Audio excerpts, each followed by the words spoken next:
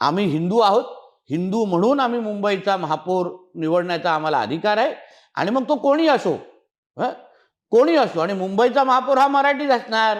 त्याच्यामध्ये काय, त्याच्यामध्ये चर्चेचा कुठे विषय आहे? भारतीय जनता पक्षाचा मुंबईचा अध्यक्ष कोण आहे? अमित साटम आहे.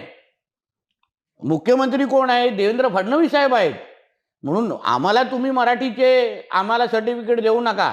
आम्ही अस्सल हिंदू आहोत, आणि जो जो हिंदुत्वाचा विचाराचा सहकारी असेल, जो जो हिंदुत्वादी कडवट हिंदू असेल ना, त्यालाच आम्ही त्या खुर्चीवर बसवण्यासाठी लोकांना विनंती करणार आहे. सर, तुम्ही बोललात की आपण असे काही पॉकेट्स बघतो की जिथे मोठ्या संख्येने अल्पसंख्याक जे विशिष्ट आहेत ते गट तयार होत आहेत.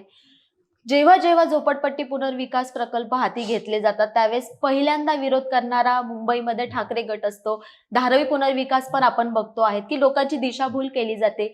स्पेसिफिक एखाद्या ग्रुपचं नाव घेतलं जातं आणि त्यांना प्रकल्प देऊन तुम्ही त्यांना विरोध करा असं सांगितलं जातं. हा विरोध मुंबईकरांनी कधीपर्यंत सहन करायचा आणि आपण हे मुद्दे घेऊन जनतेत जाणार आहात का? गायत्रीजी, एक तुम्ही कधीतरी विचार करा, तुम्ही अभ्यासू पत्रकार आहात. मुंबईचा मराठीचा टक्का पहिला किती होता आणि आता किती आहे? कमी झालेला आहे. नुकताच टीसचा अहवाल पण आलेला. मराठीचा टक्का किती आहे? कमी झालेला आहे. त्याच तुलनेने मुस्लिम समाजाचा टक्का किती आहे? तो 30% वाढलेला आहे. 30, आणि 30 काय हलकी फुलकी एजन्सी नाही, टाटाचे अंतर्गत काम करणारी एजन्सी आहे. त्याची तर 100% विश्वासार्हता आहे. एका बाजूला ठाकरेंच्या कारकिर्दीमध्ये